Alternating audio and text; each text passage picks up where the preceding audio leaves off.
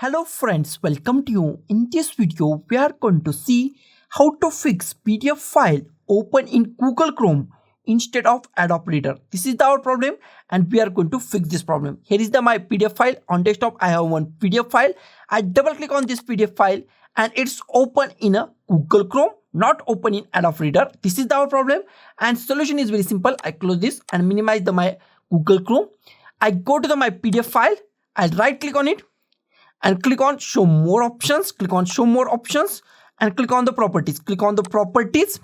In properties, I find many options and go to here, open with, click on open with, and here we find Google Chrome, change, click on the change and go with the your Adobe Acrobat DC or the Adobe Reader.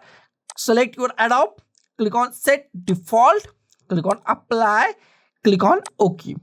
Now it's showing a different thumbnail.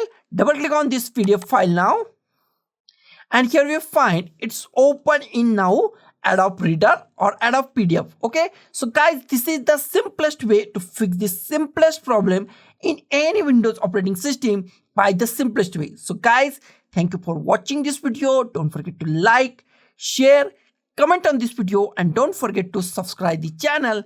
Thank you guys.